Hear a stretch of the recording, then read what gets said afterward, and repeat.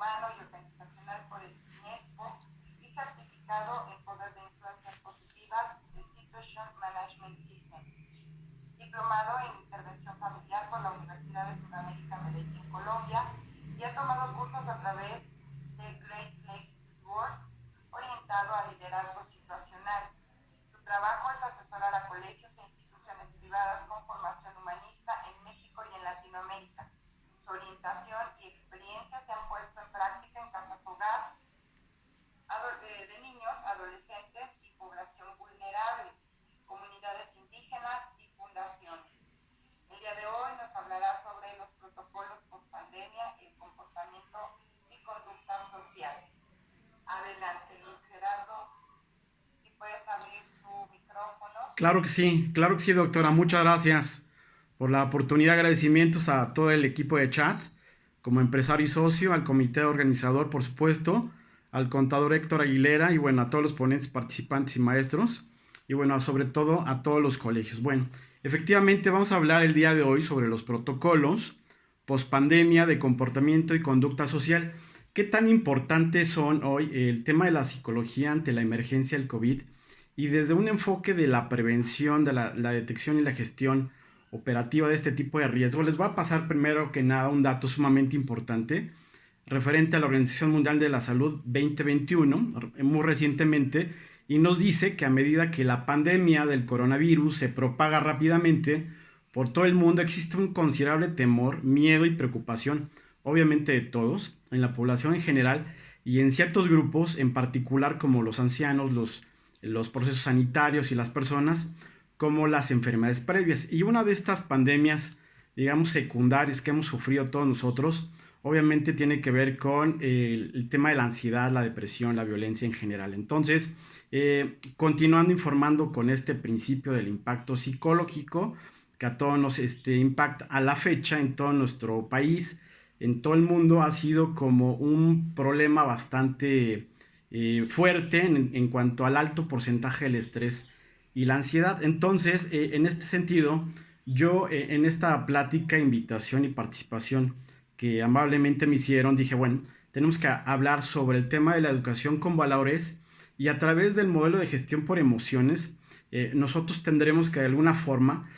buscar que esto sea de manera práctica, la apertura en cuanto a la formación de la parte docente, que obviamente nos compete en este tipo de congreso orientado al proceso educativo en el ámbito académico y en el ámbito escolar, y sobre todo lo más importante de este contexto es la habilitación de estrategias de afrontamiento para abordar las crisis emocional y el estrés, que será fundamental para transformar nuestra cultura y a nuestra sociedad en su conjunto. Entonces aquí siempre me gusta incorporar una pregunta para que todos nos podamos responder en este sentido. Entonces la pregunta que debemos de respondernos en este ramo escolar como especialistas de cambio y de enfoque educativo para todos ustedes es, primero que nada, cómo manejar la pospandemia en cuanto a la educación, referente no solamente a las habilidades de control escolar, la parte académica, sino sobre todo, y creo que va muy empatado y muy de la mano, respecto al miedo y las emociones en particular. Entonces, ¿qué tenemos que hacer? ¿De qué forma tenemos que crear protocolos de comportamientos para los grupos escolares, familiares y obviamente empresariales, como lo comentaba muy bien nuestro colega Carlos? Entonces, creo que es sumamente importante plantear tres acciones fundamentales, si me lo permiten, en esta intervención. Uno es la educación a distancia para los padres de familia,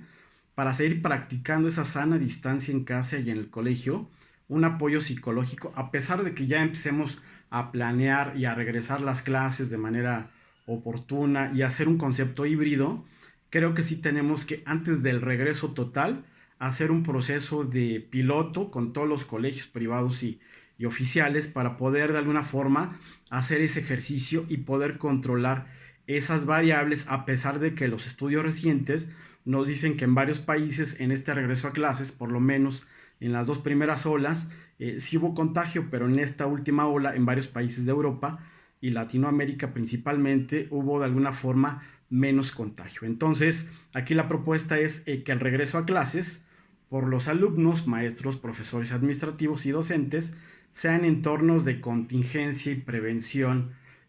para poder prevenir este tipo de enfermedad del coronavirus, poniendo en práctica nuevos protocolos sociales, que es el propósito obviamente de mi intervención y investigación y práctica, tanto social, educativa como empresarial, y poder brindar este tipo de alternativas a todos ustedes. Entonces,